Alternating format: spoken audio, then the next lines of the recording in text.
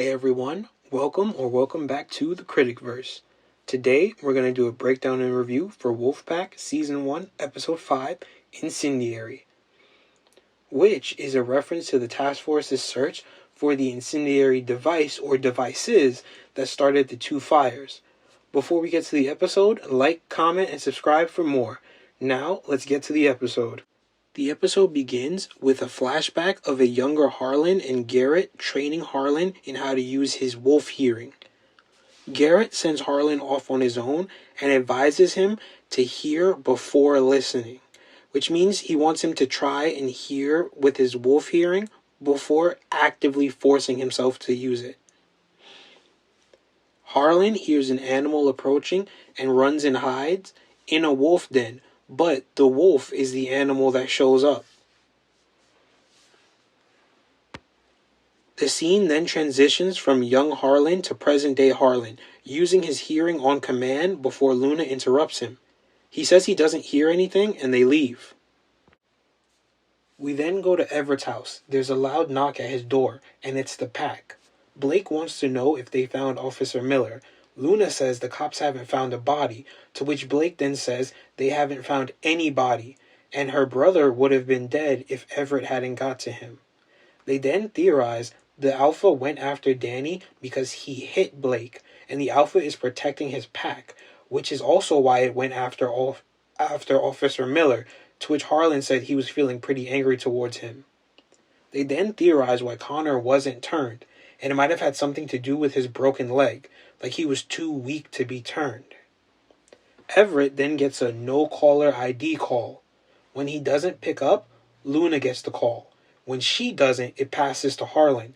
He decides to pick up, but gets hit with a piercing sound that hits his ears and causes him pain. And then it goes right back to Everett. Everett picks up the call and puts it on speaker. The caller then recites, "Terror struck, he took to flight, and on the silent plains is howling in his vain attempts to speak. He raves and rages, and his greedy jaws, desiring the accustomed slaughter, turned against the sheep, still eager for their blood. His vesture separates in shaggy hair, his arms are changed to legs. As a wolf, he has the same gray locks, the same hard face, the same bright eyes, the same ferocious look." Luna recognizes the verse as Ovid, the Roman poet. The lines were from the story of Lycan, a Greek myth about a man turning to a wolf after angering Zeus. The no-caller ID calls back, saying it kills every night, and calls himself their teacher, and that they should be good students and learn. The Alpha is killing for them. It's a predatory urge. It hunts, it kills, then hides, sleeping till the next night till it can begin again. He says they can stop it together as a pack. When Everett asks if it's going to kill again, the caller repeats, "It kills every night," then hangs up after pinging them a location. In the next scene, we get the pack driving recklessly to the location just to find an overturned car, and we see the nurse from episode 1 in the passenger seat, who says it took the doctor. When they try to move her, the Alpha drags the car and her away. They run back to the car and drive away while simultaneously freaking out. They all are yelling and Luna howls and they all quiet down immediately. Everett then says they have to stop it from killing and they have to do it tomorrow night. Ramsay, Garrett, and Officer Jang investigate the school's robotics lab, and they're shown around by the teacher that subbed Everett's history class in the previous episode. They match a piece of the incendiary device they have in evidence to pieces from the school's robotics lab, and that's how Ramsay knew it was a student that set the fire. Cyrus, Austin, Everett, and Blake are all in that same robotics class. Then Ramsay links the suspect group that broke into the construction site in the third episode and adds Cyrus Nix to the list of suspects. In the next scene, the pack convenes in one of the school's restrooms to discuss how they took Cyrus for questioning. But they're really there because Everett got another ping to another location. But that they should go there tonight because the Alpha only kills at night. The location is actually revealed to be Tia's house, and Everett says Tia's still at school. And Harlan notes that someone was having a kickback and that it might actually be Tia. Harlan has a clue how they can get into Tia's house because Blake says she's definitely not invited. Harlan doesn't say what, but he does shade Everett for his lack of strength the other night and suggests he go work out at the gym. Cyrus is held after school isolated in one of the lab rooms so he can be questioned. Garrett wonders why he's there, and Jang seconds that, saying that he's been useless so far, and Garrett jokes that they're going to be good friends. Ramsay questions Cyrus about the fire his father died in 17 years ago, and Cyrus links that to why he's a suspect, but Ramsay says not just him, 2 others, to which Garrett picks up that the 2 others are his very own children, Harlan and Luna. Harlan is then shown at the gym looking to pick up the party supplies, and the supplier, named Cody, is extremely vague about his identity till he waves at Harlan, and it's the same guy from episode 2 that was flirting with Harlan at the gym. He sells him some stuff, but he's actually super friendly and says he'll get a discount if he gives him the location of the party. Harlan spots Everett, who took his advice but wants the supplies before he'll start working out. Everett is testing his limits and checking out his newfound physique. Harlan shows up and the 2 start competing to see who can bench press more. As Harlan begins to struggle, Everett isn't fazed. The 2 begin adding more weights and other people start to take notice. Everett goes first and lifts with ease, even triggering his wolf eyes. Harlan tries to lift the same amount, but starts struggling, and with Everett's help, he lifts it, but not for long. And Everett helps him re-rack the weights. The 2 fist bump and laugh. Harlan wants to figure out how they can all share powers all the time. And Everett says in episode 4 he was trying to use his super hearing when his parents were talking, and he did overhear what his mother said, but not much else. And then he begins to question Harlan how he learned how to use his hearing. Harlan recounts the flashback from the beginning with an added piece. He believes the wolf was his real dad, but Everett questions how'd he go from the regular wolf to the 7-foot monster attacking them, and wonders if there's a way that they can change him back to human. In the next scene, the pack heads to Tia's house. They try to come up with a plan, and their best plan is just to be nice to show that no one is a threat to them at that party. Everett looks at Blake, and she says she can be nice. Luna looks at Harlan, and he has some choice words for her. At Tia's house, they're led into the front gate, but Phoebe blocks them at the back gate leading to the pool. Harlan says to get Tia, and he has something she wants. He shows her what he bought earlier in the episode, which was shrooms. She lets them in to Phoebe's dismay. Tia begins making her way through the party, letting everyone partake in the shrooms, except Phoebe, who prefers alcohol. Austin takes shrooms in front of Luna. He makes a joke about her being a hippie, and she calls him an asshole.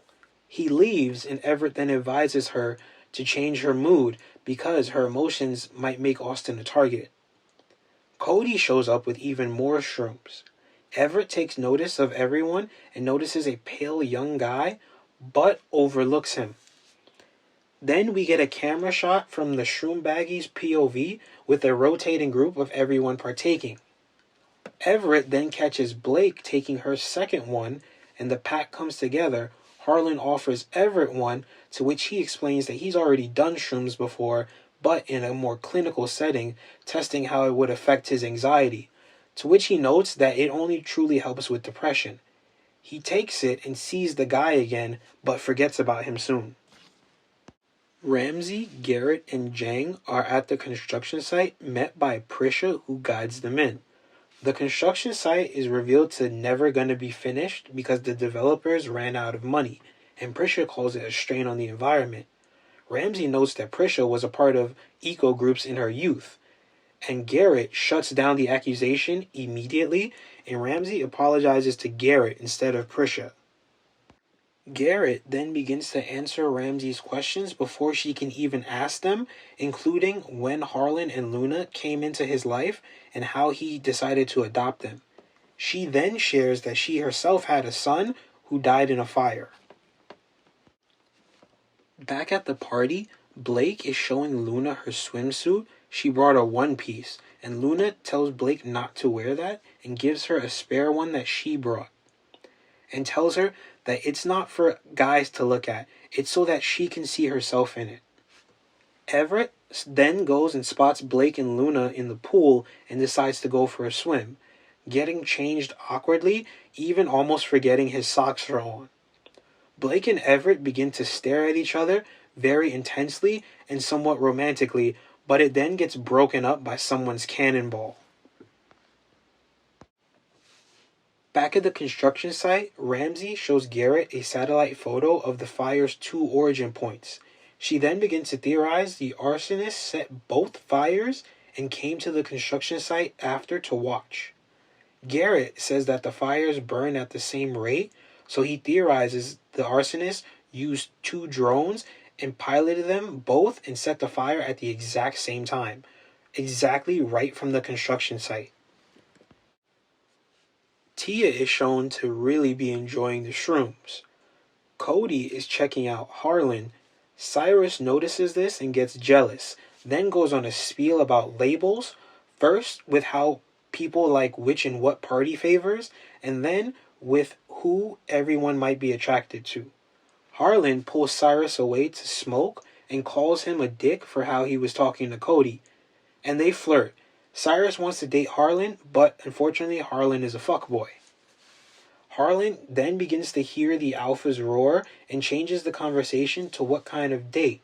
He puts his number in Cyrus's phone and calls himself only for the no-caller ID to pop up on the screen, which then gives Harlan an ominous feeling about Cyrus. Luna is then shown going inside Tia's house, taking her own tour, and hears something outside, but is drawn to the sounds of someone playing pianos key by key. She sees that it's Austin and then tries to talk to him, saying that she can show him that she used to play, and plays what she barely remembers. But Austin begins to pick up the song and plays it perfectly. And then he begins to pick up speed, which impresses her. She then asks Austin why he's such an a-hole, and he blames his parents, and she tells him to play something that will make him seem like less of an a-hole. In the next scene, Blake just comes out of the pool and asks Everett to borrow his towel because she lost hers. He wraps it around her and begins to warm her up. She says she could feel he was getting anxious and asks him about his calm down methods. He then goes to talk about brown noises and pink noises and says it's hard to explain, so he just plays her some examples from his phone. They get close with when he plays the example of brown noise, and Everett makes a remark about having a phone. Blake gets defensive, but Everett says it would make things easier, because he notes to thinking about her late at night and wanting to talk to her, but can't because she doesn't have a phone, and then forgets what he wants to say to her the next day.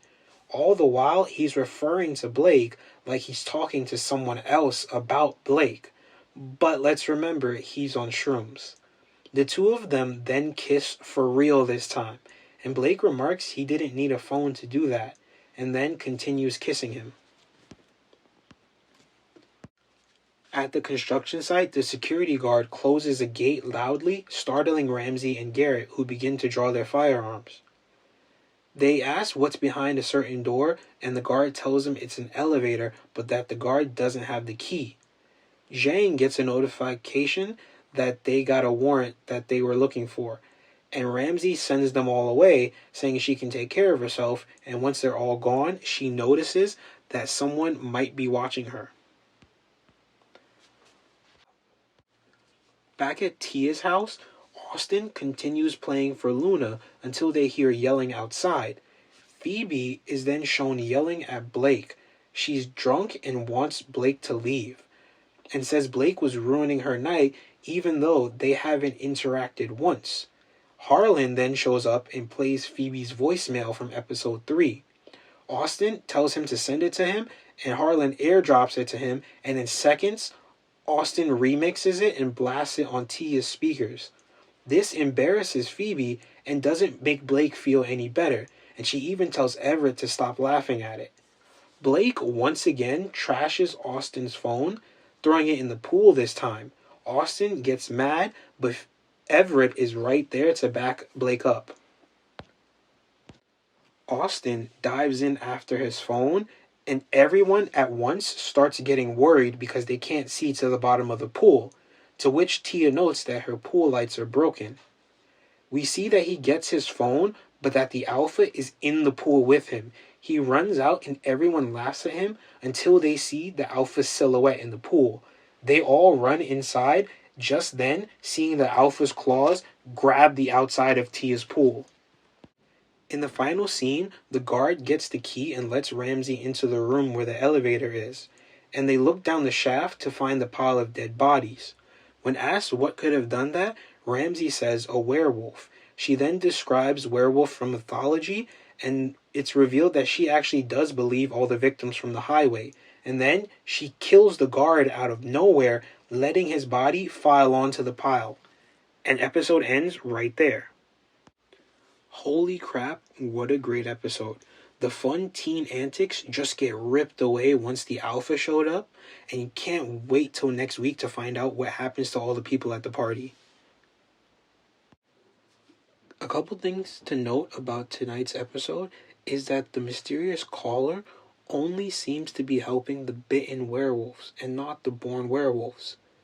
Because when Harlan answers the phone, he gets the piercing sound that attacks him, but he only seems to be helping Harlan and Luna because of their association with Blake and Everett. And it also seems like he was really trying to help Connor, even though Connor couldn't get away. In the episode, Everett and Blake talk about pink and brown noises. A pink noise is a constant sound in the background. It filters out things that distract you, like people talking or cars going by, so they don't interrupt your sleep. You may hear it called ambient noise. Like white noise, it's a steady background hum that may give you a better night's sleep, but it uses deeper sounds and lower sound waves, so it may be gentler and more soothing. Basically, pink has a lower pitch than white noise. Pink noise uses a consistent frequency or pitch to create a more even, flat sound like a steady rain, wind rustling through trees, or waves on a beach. Its added depth and lower waves filter out higher sounds. As a result, you hear more relaxing, lower frequency sounds. Brown noise, which is also called red noise, produces a rumbling sound that's deeper with a bass-like tone than pink or white noise. The sound level, or decibels, decreases as the frequency goes up more than it does in pink noise. It's similar to a steady, heavy rainfall or a shower with good pressure. Some sleep apps use this sound instead of pink noise to give it a deeper, grainier effect. Studies show that brown noise might help lower symptoms if you have ringing in your ears. It's also shown to improve your thinking skills. More research is needed to see if and how brown noise affects sleep. Before Ramsay's turn in the episode, she is seen acting more odder than normal. I mean, in previous episodes, we haven't got much of Ramsay, so it could have been there all along, but in this episode, she really amps up her oddity, which might be construed as her, like, being a detective or an investigator, the way she questions Prisha or Cyrus. But then that heel turn at the end just shows how she was always just evil from the beginning. So far, I've really enjoyed seeing the relationship of Blake and Everett build up to this point. Even though we have been teased with their hallucinations, seeing them actually be intimate in real life for the episode was actually really sweet to see and did feel like a victory if you did ship the two of them. I know this might be a setback for Bluna and Everlyn or Harlot shippers, but this might be a victory for the characters as they begin to grow during the first season. The aesthetics they give Garrett in the flashback scenes, first in the one a couple episodes ago when he first finds Harlan and Luna, and then to this episode where we see him train a young Harlan, are really terrible, and how they try to make it seem like he's younger, because it's just him in a bad wig and just more terrible clothing. Okay, so that's so far my separate thoughts for the episode. I'm really just amped up to see what happens next week. I hope all of you are, and I hope you join me next time in the Critic-Verse.